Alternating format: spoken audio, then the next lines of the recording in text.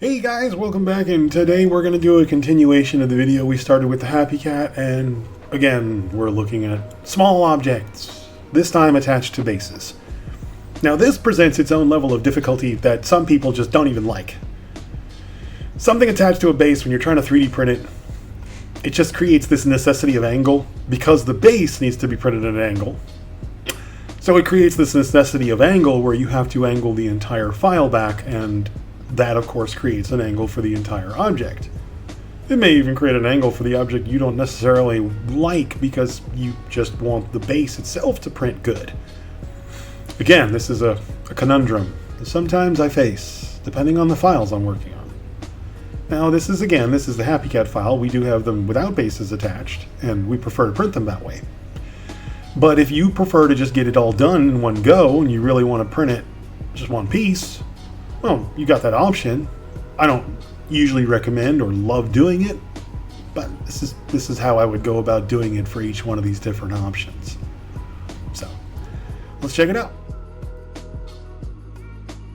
Now, the supporting structure for this is going to be real similar to what we did with the little cat without the base. Not going to be too much different in the sense that it's still a small object. It's still going to get supported generally the same way. And for the most part, it's going to use little tiny tips, little tiny bars, and it's going to use minimalistic supporting to make sure that it does not damage the actual structure of the model or break it during removal of supports. So that in itself is important to note, because that is a challenge in itself. You need to make sure that you do enough supporting to print the whole object. So this is a round base with an object stuck to it. So you need to make sure that the base itself is supported. You need to make sure the object itself is supported. And then you need to kind of check to make sure that they're both going to print copacetically in one shot. Now, some people, of course, will probably point out that I could print these straight off the base if I turned the bases flat down and simply printed them like off the build plate. I would still need to do some minor supports on the cat for some islanding issues here and there, but I could do that if I wanted to. I don't, and I don't like printing bases flat on the build plate for many reasons. One of which is the warping that happens on the bases that do get printed flat on the build plate. The potential for them to not actually print properly. Yeah, I mean, I've learned my lesson on that one a long time ago. That was, Intro to 3D Printing 101. How to print a base. Don't do it like this. Do it like that. You figure it out real quick what works best and what doesn't. Round objects, square objects, and things with large, flat, smooth surfaces in 3D print need to be supported at angles because of the way that the resin printers work. The stepping involved with the pixels when the print actually hits the screen is based on the fact that you need to angle it in order for the pixel dimensions to flow smoothly when the stepping occurs. Otherwise, you're going to get a jagged step, which is going to lead to a warped formed base. That's not going to be smooth on the bottom. It's going to be warped. It's going to have definitely ugly bottom to it. And I've printed them like this. In the beginning of 3D printing, some of my early bases looked terrible. And it was something that really, really bothered me. It was something that I had a hard time getting to print very well. Even angling them still proved to cause some problems until I figured out there is actually a trick to the angle itself, and there is a formula to actually figure that out. I'm not going to break down the formula in this particular video, but I will put a description of it and how to actually figure out the angle formula for your prints on your particular printer. And really all it takes is just figuring out what your actual max resolution or max PPI for the printer is. And that broken down into an equation. So, you can figure out what the exact angle needs to be. Now, a lot of people say, oh, you want to do a 45 or 50 degree angle. That will work.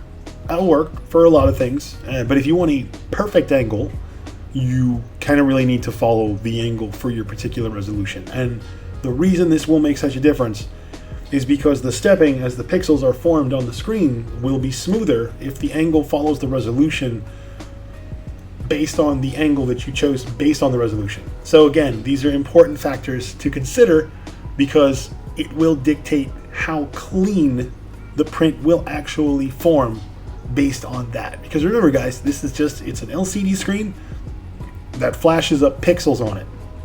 The pixels get lit. The blocked areas don't. The pixels will also have bleed, which is light bleed, which is why we use things like light off and delay and such like that when we use print times.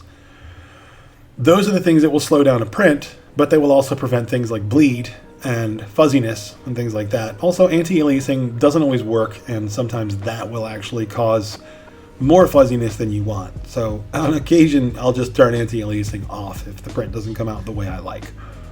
So that's also something that can have an effect on the light saturation as well.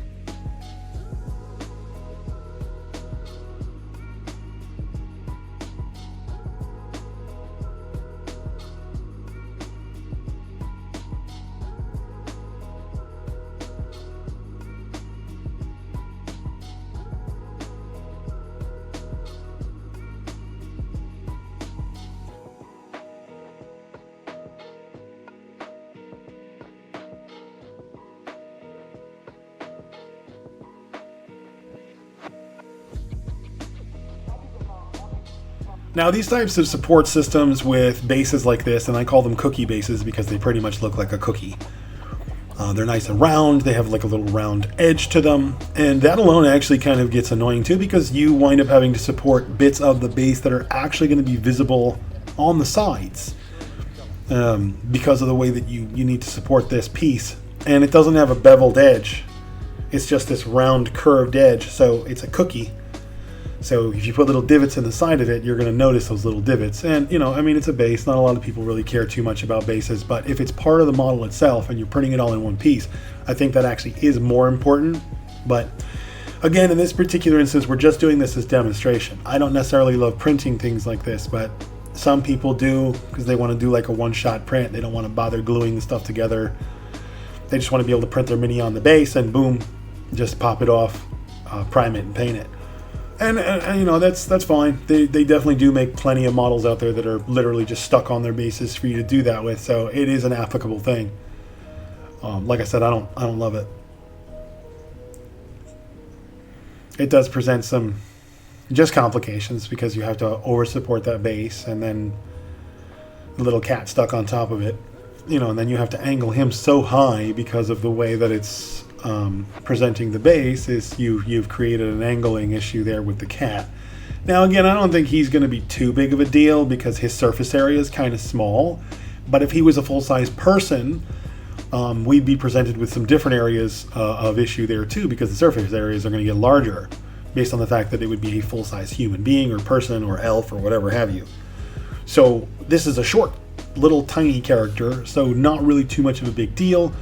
But the bigger they get, the larger the surface area will be when you tilt them back like that, and you actually are creating a larger surface area by tilting the entire character too far. You can tilt them, you don't necessarily need to tilt them at 55 or 60 degrees. I mean, unless you want to lay them flat on their back, which I don't recommend that either. That's a terrible way to print stuff.